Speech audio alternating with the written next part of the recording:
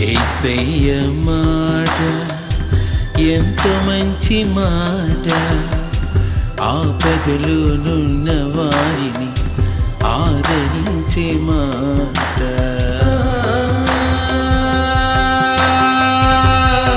అందరికీ ఆహ్వానం. పీబీఎం యేసయ్య మందిరం వారు నిర్వహించు క్రిస్మస్ ఆరాధనలు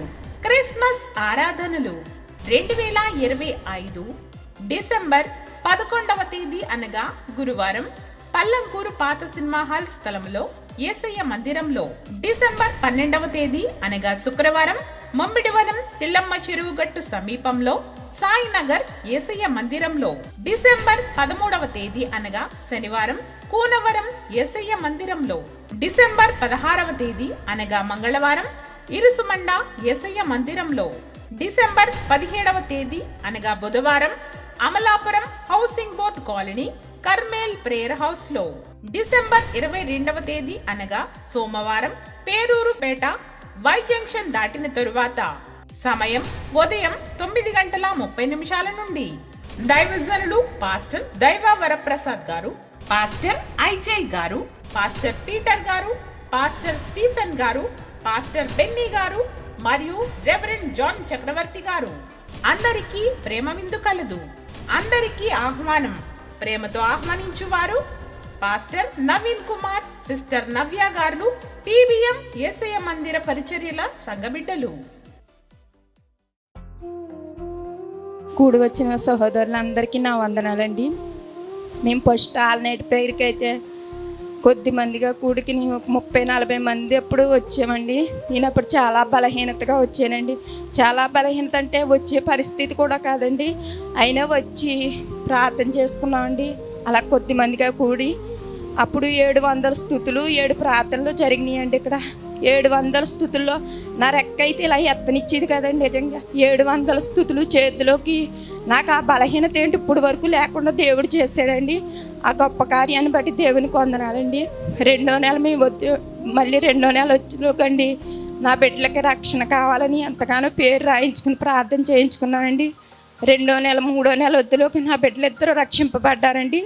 అందుని బట్టి దేవునికే మహిమండి.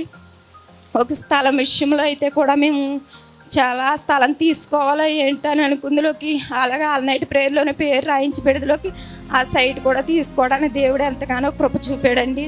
అందుని బట్టి కూడా దేవునికే మహిమండి. అలాగే నా బిడ్డ విషయంలో నా పెద్ద బిడ్డ 2nd ఇయరే చదివాడండి. కానీ 10th బేస్ మీద బిడ్డ జాబ్కి అయితే పెట్టుకున్నాడండి. అది సెంట్రల్ గవర్నమెంట్ జాబ్కి అయితే పెట్టుకున్నాడండి. అది మా ఊర్లో అయితే 180 మంది పెట్టారండి. 180 మంది పెడితే లాస్ట్లో వచ్చి పెడుతున్నావు నువ్వు, ఇదేమీ మనకు రాదు, అయినా మన కాస్ట్కి కూడా ఇది రాదని అన్నారంటండి. అన్న బిడ్డ పెట్టేసి వచ్చాడండి. నేను విశ్వాసంతో దేవుని మందిరంలో బిడ్డ పేరు రాయించి పోస్ట్ విషయం ప్రార్థన చేయించానండి. మళ్ళీ నెలొద్దులోకి బిడ్డ సెలెక్ట్ అయ్యాడని, ఆ 180 మందిలో ఈ పిల్లోడు సెలెక్ట్ అయ్యాడని మా ఓడైతేని. అందుని బట్టి దేవునికి వందనాలండి. సెలెక్ట్ అయ్యాడండి. కానీ దూరంగా జాబ్ పడిందండి. మలిక్పురం దగ్గర వెళ్ళి జాబ్ చేసి వచ్చి కూడా అండి ఈ సంవత్సరం కూడా అలాగే వెళ్ళి బిడ్డ చేసి వస్తున్నాడండి. ఆ రాకపోకల్లో దేవుడు ఇంతగా కాసాడంటే బిడ్డల్ని నా దైవజనులు చేసిన ప్రార్థన, సంఘం చేసిన ప్రార్థనేనండి. నిజంగా వారము అయ్యగారు ఆన్లైన్లో ప్రార్థన చేసేవారండి కుటుంబం కోసం, ఆ బిడ్డ కోసం రాకపోకలకు. నిజంగా ఎంతగానో నా ఆత్మీయ తల్లిదండ్రులు ప్రార్థన చేశారండి. ఇంతవరకు ఆ సంవత్సరం చేయడానికి బిడ్డకి ఎంతగానో కృప చూపించాడండి. అది సంవత్సరానికే ట్రాన్స్ఫర్ పెట్టడానికి, అది 3 సంవత్సరాలు అయితేనే కానీ అక్కడ 3 సంవత్సరాలు చేయాలన్నారండి. ఫస్ట్ అయితే 3 సంవత్సరాలు కాకుండా సంవత్సరానికి ఎక్కడైనా ట్రాన్స్ఫర్ పెట్టుకోవచ్చు అన్నారంటండి. అది మొన్న నెలలో ట్రాన్స్ఫర్ పెట్టుకున్నాడండి. బిడ్డ పెట్టుకుందిలో తండ్రి ఎక్కడ నీ చిత్తం ఉందో అక్కడ బిడ్డకి దగ్గరలో పడాలని నీ అమ్మగారికి అయ్యగారికి కూడా చెప్పేవాడి. అలాగా ప్రార్థన చేసేవారండి బిడ్డ విషయమై. తండ్రి ఎక్కడ దుక్కుని బిడ్డ దూరంగా వెళ్తున్నాడు, దగ్గరలో ట్రాన్స్ఫర్ అవ్వాలని ప్రార్థన చేసేవారండి. అలాగే సంఘం కూడా ప్రార్థన చేసేవారండి ఆన్లైన్లో. అలాగే అట్టి రీతిగానే దేవుడు ఎంతో దగ్గరగా అది ట్రాన్స్ఫర్ అవ్వడానికి దేవుడు ఎంతగానో కృప చూపాడండి. అందుని బట్టి దేవునికే మహిమండి. ఈ ఘనమైన సాక్ష్యాన్ని బట్టి నా దేవునికే మహిమ కలుగును గాక. ఆమేన్. ప్రియ దేవుని బిడ్డలారా, ఫస్ట్ సంపూర్ణ రాత్రి ఉపవాస ప్రార్థనకి సంఘ బిడ్డలైనటువంటి మేము కూడుకున్నప్పుడు మించుమించుగా 30 నుంచి 40 మధ్యలో మాత్రమే ఉన్నాము. అప్పుడు నుంచి ఇప్పుడు సాక్ష్యం చెప్పినటువంటి సహోదరి సుజాత గారు, వారి కుటుంబం మానక విడువక నాటి నుంచి నేటి వరకు ముందుకు సాగుతూనే ఉన్నారు. మీకు తెలియపరిచారు ఆ కుమార్తె కుటుంబం పట్ల దేవుడు చేసిన ఎన్నో గొప్ప కార్యాలు. భయంకరమైనటువంటి బలహీనతలో, చాలా బాధలో ఉండి దేవుని సన్నిధికి వచ్చి ఆ రాత్రి సంపూర్ణ రాత్రుల్లో ప్రార్థన చేసుకోగా అప్పటికి ఉన్నటువంటి ఆ బలహీనత ప్రార్థన అయ్యే లోపులో తొలగిపోవటానికి, నాటి నుంచి నేటికి ఆ బలహీనత ఉందనేటువంటి విషయం ఆ తల్లికి గుర్తు లేకుండా దేవుడు నడిపించడానికి దేవుడు సహాయం చేసి మొట్టమొదటగా ఆ బిడ్డ పట్ల ఒక బలమైన కార్యాన్ని చేశారు. బిడ్డలకి రక్షణ భాగ్యాన్ని ఇచ్చారు. అదే రీతిగా స్థలం విషయంలో దేవుడు కార్యం చేశారు. తరువాత బిడ్డకి సెకండ్ ఇయర్ చదివిన బిడ్డకి సెంటర్ గవర్నమెంట్ జాబ్ వచ్చింది. చాలా దూరం వెళ్ళి వచ్చే ప్రయాణంలో చాలా దూరం, ఎలా ఇల్లు వస్తాడో ఏంటో అనుకుని కంగారు పడుతూ ఉండేవాడు. 3 సంవత్సరాల కానీ ట్రాన్స్ఫర్ దగ్గరికి అవ్వదు, వేరే చోట చేసుకోవాలంటే అవ్వదట. చేసుకున్నటువంటి ప్రార్థన ప్రభు ఆలకించి సంవత్సరానికే వారికి దగ్గరగా మరి ట్రాన్స్ఫర్ ఆర్డర్ రావటానికి ఈ నెల ఆఖరిన మరి ట్రాన్స్ఫర్ అయిన ఆ యొక్క ఆఫీసులో మరలా వెళ్ళి పెట్టి జాయిన్ అవబోతా ఉన్నాడు. ఇన్ని బలమైన కార్యాలు సంపూర్ణ రాత్రి ఉపవాస ప్రార్థనలో వారు చేసుకోగా దేవుడు వారి కుటుంబం పట్ల చేశారు. సమస్తమైన ఘనత, మహిమ, ప్రభావము దేవునికే కలుగునుగాక. ఆమేన్. ప్రతి నెల 2వ బుధవారం PBM కర్మేల్ ప్రేయర్ హౌస్ అమలాపురంలో సంపూర్ణ రాత్రి ఉపవాస ప్రార్థన జరుగును. ఇంకా ఎన్నో బాధలతో చింతిస్తున్నారా? అయితే ప్రతి నెల మొదటి మంగళవారం ఇరుసుమండ ముక్కామల డైలీ మార్కెట్ దగ్గరలో, మొదటి గురువారం పల్లంకూరు పాత సినిమా హాల్ స్థలములో, మొదటి శుక్రవారం మొమ్మిడివరం తెల్లమ్మ చెరువు గట్టు సమీపంలో, మొదటి శనివారం కూనవరం గోపవరం సరిహద్దుల మధ్య ఏసయ్య మందిరంలో ఉదయం 10 గంటల నుండి మధ్యాహ్నం 2 గంటల వరకు కుటుంబ ఆశీర్వాద ప్రార్థన జరుగుతుంది. కుటుంబ ఆశీర్వాద ప్రార్థనలో పాల్గొని సమస్యలపై విడుదల, జయం పొందుకొని దేవుని ద్వారా దీవించబడాలని ప్రేమతో ఆహ్వానిస్తున్నాము. ప్రభునందు ప్రియ యేసయ్య మాట టీవీ కార్యక్రమాన్ని వీక్షిస్తున్న దేవుని బిడ్డలైన మీ అందరికీ మన ప్రభువును రక్షకుడినైన యేసయ్య నామములో వందనాలు తెలియచేస్తా ఉన్నాను. దేవుని మహాకృపను బట్టి, మీరందరూ చేస్తూ ఉన్న సహకారాన్ని బట్టి ఈ టీవీ కార్యక్రమము ఎంతో చక్కగా ముందుకు కొనసాగుతూ ఉంది అని తెలియచేటుకు సంతోషించుచూ ఉన్నాను. ఈ వారం, గత వారం ఈ కార్యక్రమం విషయంలో సహకరించిన వారు ఎవరూ లేరు. ప్రేరేపణ ఉంటే తప్పనిసరిగా సహకరించండి.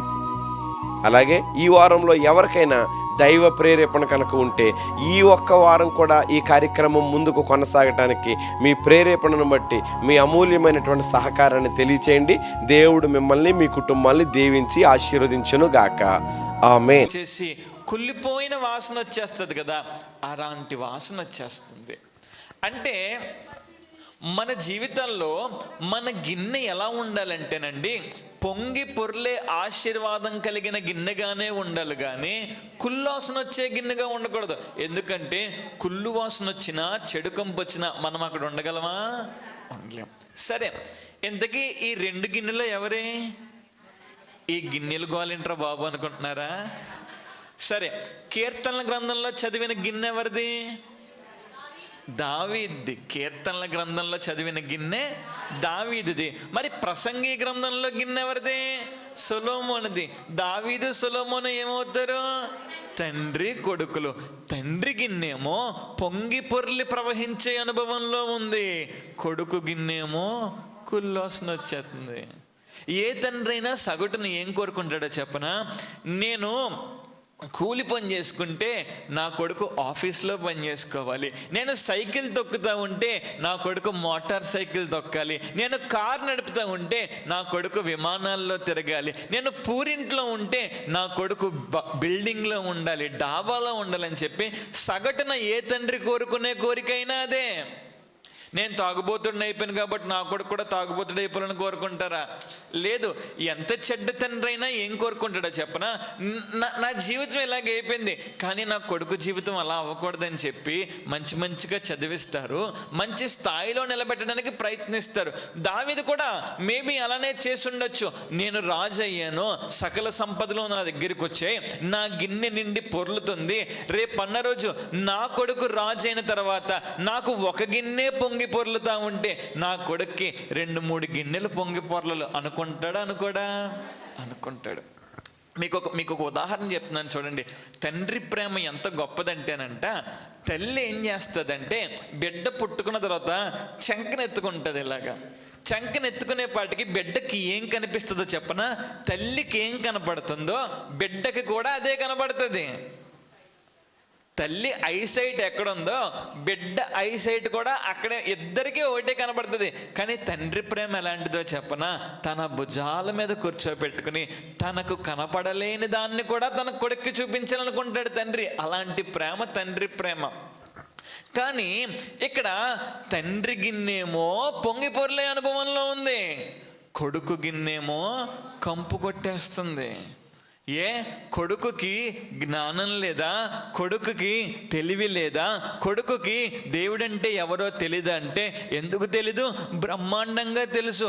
జ్ఞానం లేదా అంటే ప్రపంచంలో సొలొమోనుని మించిన జ్ఞానవంతులు సొలొమోనుకి ముందు లేరు, ఇక ముందు రారు. అంటే అటు ఈ తరానికి కానీ ఇటు వచ్చే తరానికి కానీ అత్యంత జ్ఞాన సంపన్నుడు ఎవరు? సొలొమోను. అలాంటి సొలొమోను గిన్నె కుళ్ళువాసన వచ్చేస్తుంది. కుళ్ళువాసన. ఈ తండ్రి కొడుకులకి మధ్య తేడా ఏంటి కుళ్ళువాసన రావడానికి? ఈ తండ్రి గిన్నెమో పొంగి పొర్లే అనుభవంలో ఉంది, కొడుకు గిన్నె కుళ్ళువాసన వచ్చేస్తుంది కదా. అసలు ఏంటి తేడా? అసలు ఏంటి? What is the difference? ఇది నాన్న కుళ్ళి వాసన రాకుండా మనం చూసుకుంటే మన గిన్నె పొంగి పొర్లే అనుభవంలో ఉంటుంది. కాబట్టి నేను దావీదు గురించి ఎక్కువ చెప్పను, కానీ సొలొమోను గురించి ఒక 2 లేదా 3 విషయాలు నేను మీ ముందుకు తీసుకొచ్చి అసలు సొలొమోను గిన్నె కుళ్ళు కొంపు ఎందుకు వచ్చేసిందో తెలుసుకుంటే, అవి మన దాంట్లో లేకుండా ఉంటే మన గిన్నె ఎలా ఉంటుంది? పొంగి పొర్లే. నా గిన్నె పొంగి పొర్లాలండి అన్నవారు గట్టిగా స్తోత్రం చెప్పండి. పొంగి పొర్లాలంటే స్తోత్రం చెప్పేస్తే సరిపోదు. ఇక్కడ సొలొమోను గిన్నెలో ఏమైందో చెప్పనా? చదవండి 10వ అధ్యాయం 1వ వచనం, ప్రసంగి గ్రంథం. బుక్కవాని తైలంలో చచ్చిన ఈగలు పడుట చేత అది చెడు వాసన కొట్టును. అంటే సొలొమోను గిన్నెలోకి చచ్చిపోయిన ఈగలు పడిపోయినాయి అంట. అంటే మన గిన్నె పొంగి పొర్లే అనుభవంలో ఉండాలంటే మన గిన్నెలో ఏముండకూడదు?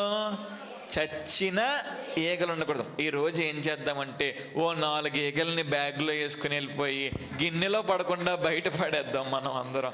ఎందుకంటే మళ్ళీ గిన్నెలో పడితే గిన్నె కంపు అయిపోద్ది కదా. అసలు ఆ చచ్చిన ఈగలు ఏంటో ఒకదాని తర్వాత ఒకటి చూద్దామా? 1 రాజుల గ్రంథం 3వ అధ్యాయము 1వ వచనం.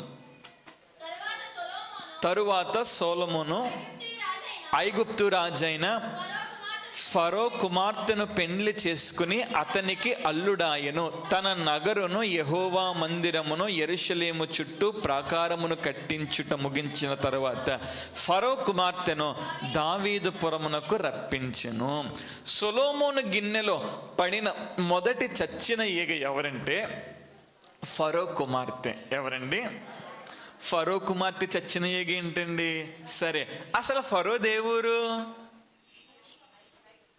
అమలాపురం అండి, ఐగుప్తు అండి. ఫరో రాజుది ఏ ఊరు? ఏ దేశం?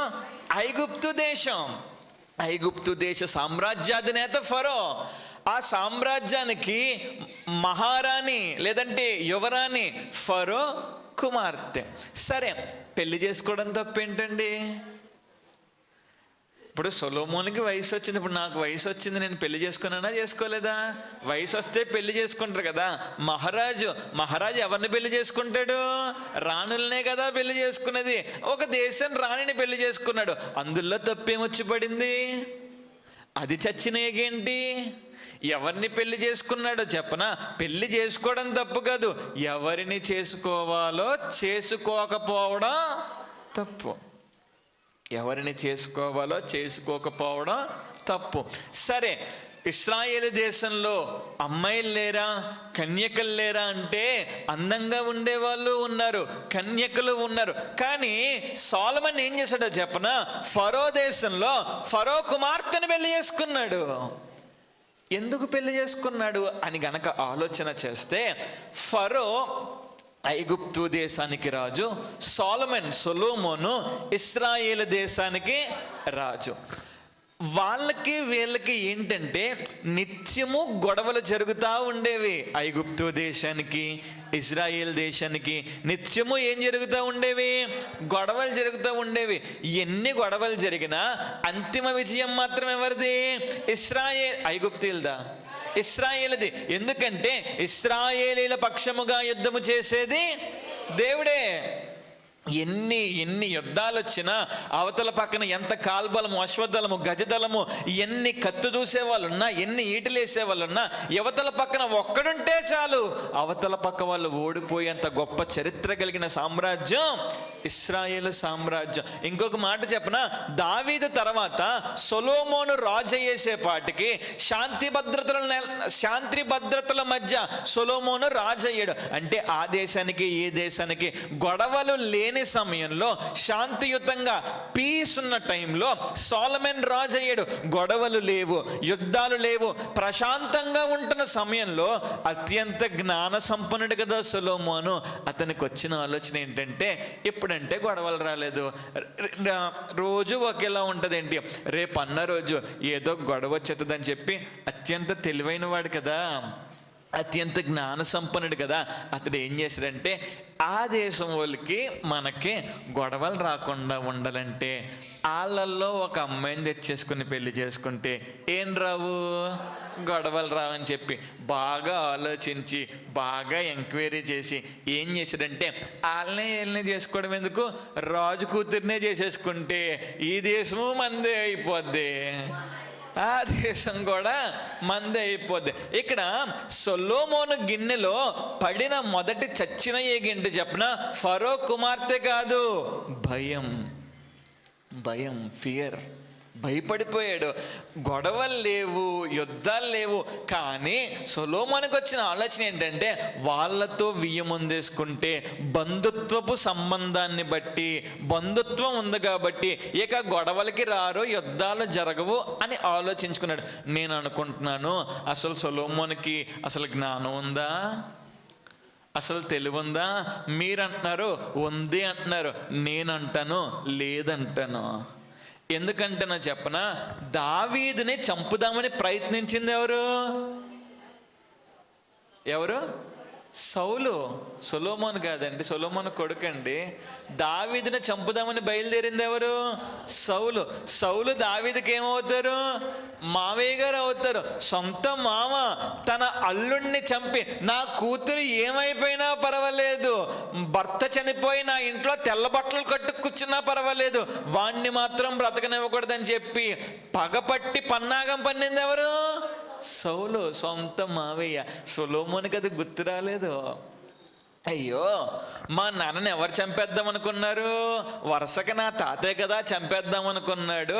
ఇప్పుడు నేను వాళ్ళతో వియ్యం పొందుతున్నాను, రేపు అన్న రోజు తిరగబడడానికి గ్యారంటీ ఏముంది? మరి జ్ఞానవంతుడు కదండి ప్రపంచంలో. తన భయం ఏం చేసిందంటే, తన జ్ఞాన శక్తిని కోల్పోయేలా చేసింది. పెళ్లి చేసుకోవడం తప్పు కాదు. ఇక్కడ దేవుడండి ఒక ఆజ్ఞ ఇచ్చాడండి, బయట వాళ్ళని చేసుకోవద్దు. బయట వాళ్ళని అన్నాను కదా అని చెప్పి మా కులం వాళ్ళనే చేసుకోవాలి అన్న ఆలోచన కాదు.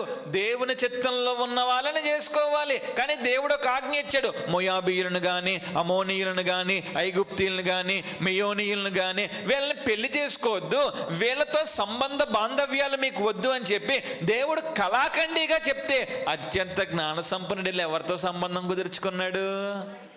ఐగుప్తీయులతో. దేని వల్ల సంబంధం కుదుర్చుకున్నాడు? భయం వేసి. ఇప్పుడు సొలొమోను గిన్నెలో పడ్డ మొదటి చచ్చిన ఏగి ఏంటంటే భయము. దావీదుకి అది లేదండి, దావీదుకి అది లేదు. ఏమండి, తండ్రికి భయం లేనప్పుడు కొడుకు భయం ఎందుకు? తండ్రి పక్షాన దేవుడు ఉంటే కొడుకు పక్షాన ఉండడా? ఉంటాడు. కానీ ఏమండి, అవతల పక్కల ఫిలిస్తీన్ల సైన్యం అండి, 6 మూరల జానుడు ఎత్తైన గొలియాత్ అండి, యువతల పక్క సైన్యం అంతా గజగజలు ఆడిపోతా ఉంటే ఒక్కడు భయం గుప్పిట్లో నుంచి బయటకు వచ్చి భయాన్ని ఎగిరి తన్ని అవతల పక్కన ఉన్న గొలియాతును పడగొట్టలేదా? పడగొట్టాడు. భయం లేదు, కానీ కొడుకు దగ్గరికి వచ్చేసేపాటికి భయం వచ్చేసింది. ఇప్పుడు మన గిన్నెలో చచ్చిన ఏగైనా భయం పడ్డదనుకోండి, చచ్చిన ఏగైనా భయం పడ్డదనుకోండి, మనము పొంగి పొర్లే అభిషేకంలో ఉండము, మన గిన్నెలో కుళ్ళు వాసన వచ్చేస్తుంది, చెడు వాసన వచ్చేస్తుంది. మరి మనం ఏ విషయాల్లో భయపడతాం? మీరు మరిన్ని వాక్య సందేశాలను విని ఆత్మీయంగా బలపడాలి అని అనుకుంటే మన యూట్యూబ్ ఛానల్ పీబీఎం జీసస్ టెంపుల్ అనే ఛానల్ను సబ్స్క్రైబ్ చేసుకుని వీక్షించి అందులో ఉన్న వాక్యాలను విని ఆత్మీయంగా బలపడాలని దేవుని పేరట మీ అందరికీ తెలియచేస్తున్నాను.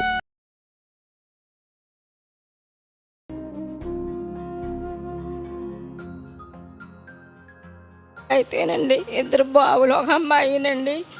పెద్ద బాబుకి అయితే చాలా ఒంట్లో బాగలేదండి. పెద్ద బాబుకండి అంత మొత్తం పొద్దున్న లేచిన కాడించినండి 9-10-11 గంటల దాకా శ్వాసం పడిపోతూనే ఉంటుందండి.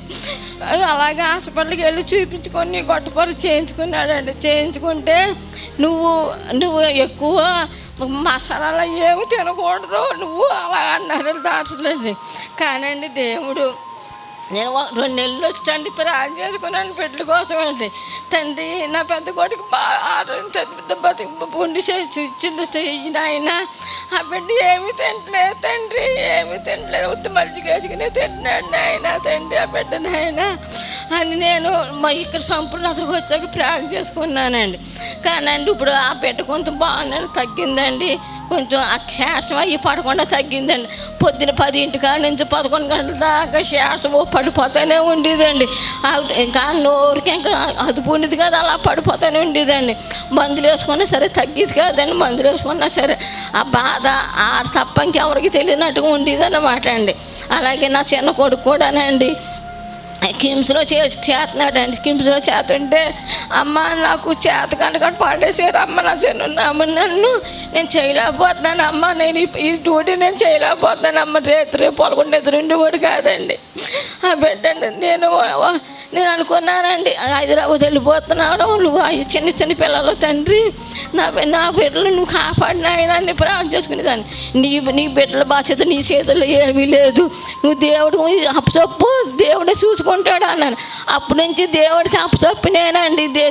నేను దేవుడితో ప్రార్థన చేయించుకుంటూ ఉంటున్నానంటే అప్పుడు దేవుడు ఏం చేశాడంటే హైదరాబాద్ వెళ్ళకుండా ఆ బాబుకి మళ్ళీ ఏదో పొద్దున్న 6 వెళ్ళి కూడా జాబ్కి అండి, మళ్ళీ సాయంత్రం 5 గంటలకు వచ్చేసేవాడు. మళ్ళీ ఆ జాబ్ మళ్ళీ ఇంకొక జాబులు వేసి అక్కడే చేసుకున్నాడండి. మళ్ళీ ఇంకో జాబు మళ్ళీ 7 కాడ నుంచి మళ్ళీ 10 గంటల దాకా ఇంకో జాబ్ కూడా ఇచ్చాడండి నా బిడ్డకండి. 2 జాబుల్లో పని చేసుకుంటే ఇక్కడే ఉంటున్నాడు నా పిల్లలు ఇద్దరు కూడానండి. చిన్న సాధ్యం దేవుడు దీవించిన కాక. సన్నిధిలో చేసుకునేటువంటి ప్రార్థన దేవుడు ఆలకించి బిడ్డల విషయంలో దేవుడు ఎంతో గొప్ప కృప చూపించారు. బలహీనంగా ఉన్నటువంటి బిడ్డను దేవుడు స్వస్థపరిచారు. ఉద్యోగ విషయంలో ఆ యొక్క బిడ్డ కార్యం చేసి దేవుడు గొప్ప మహిమ కలుగును గాక. ఆమేన్, ఆమేన్. ప్రతి నెల 2వ బుధవారం పీబీఎం కర్మేల్ ప్రేయర్ హౌస్ అమలాపురంలో సంపూర్ణ రాత్రి ఉపవాస ప్రార్థన జరుగును.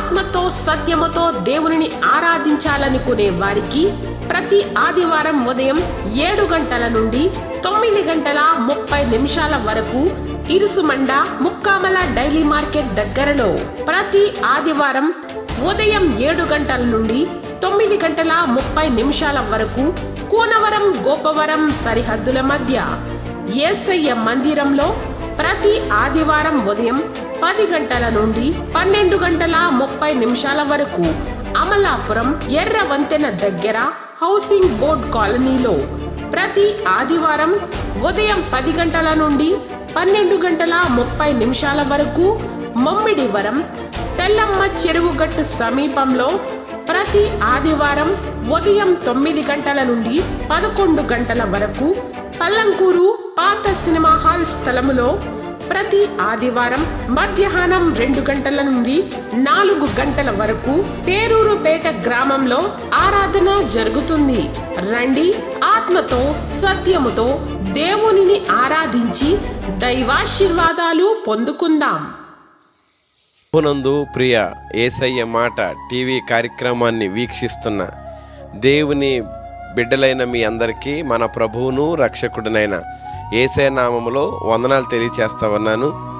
దేవుని మహాకృపను బట్టి, మీరందరూ చేస్తూ ఉన్న సహకారాన్ని బట్టి ఈ టీవీ కార్యక్రమము ఎంతో చక్కగా ముందుకు కొనసాగుతూ ఉంది అని తెలియచేటుకు సంతోషించుచూ ఉన్నాను.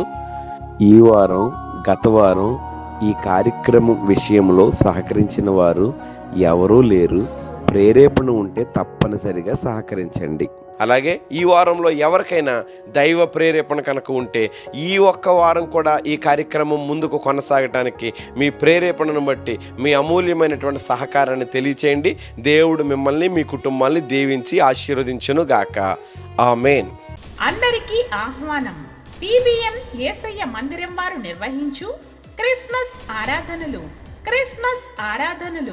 2025 డిసెంబర్ 11వ తేదీ అనగా గురువారం పల్లంకూరు పాత సినిమా హాల్ స్థలంలో యేసయ్య మందిరంలో, డిసెంబర్ 12వ తేదీ అనగా శుక్రవారం మమ్మిడివనం తిల్లమ్మ చెరువు గట్టు సమీపంలో సాయినగర్ యేసయ్య మందిరంలో, డిసెంబర్ 13వ తేదీ అనగా శనివారం కూనవరం యేసయ్య మందిరంలో, డిసెంబర్ 16వ తేదీ అనగా మంగళవారం ఇరుసుమండ యేసయ్య మందిరంలో, డిసెంబర్ 17వ తేదీ అనగా బుధవారం Amalapuram housing board colony Carmel prayer house లో, డిసెంబర్ 22వ తేదీ అనగా సోమవారం పేరూరుపేట వై జంక్షన్ దాటిన తరువాత, సమయం ఉదయం 9:30 నుండి.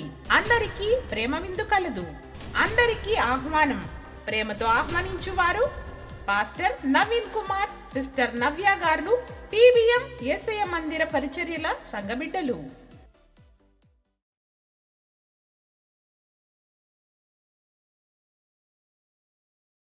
మీరు మరిన్ని వాక్య సందేశాలను విని ఆత్మీయంగా బలపడాలి అని అనుకుంటే మన YouTube channel PBM Jesus temple అనే ఛానల్ను సబ్స్క్రైబ్ చేసుకుని వీక్షించి అందులో ఉన్న వాక్యాలను విని ఆత్మీయంగా బలపడాలని దేవుని పేరట మీ అందరికీ తెలియచేస్తున్నాను.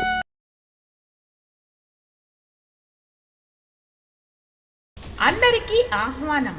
PBM యేసయ్య మందిరం వారు నిర్వహించు క్రిస్మస్ ఆరాధనలు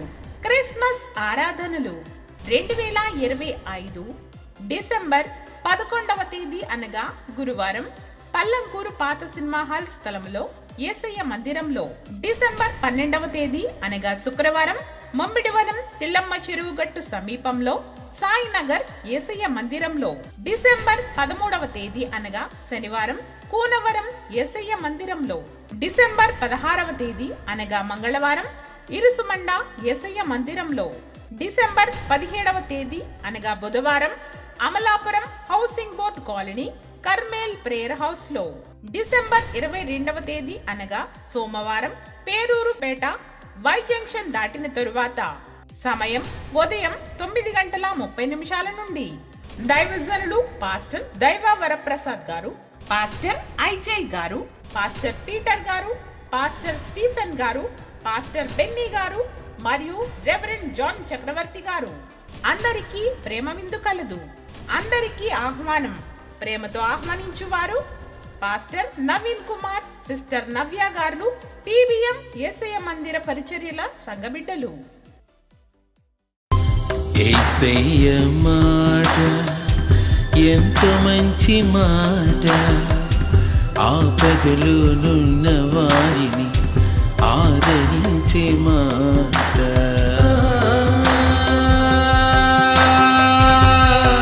ఈ ఒక్క వారం కూడా ఈ కార్యక్రమం ముందుకు కొనసాగటానికి మీ ప్రేరేపణను బట్టి మీ అమూల్యమైనటువంటి సహకారాన్ని తెలియచేయండి. దేవుడు మిమ్మల్ని, మీ కుటుంబాన్ని దీవించి ఆశీర్వదించును గాక. ఆమేన్.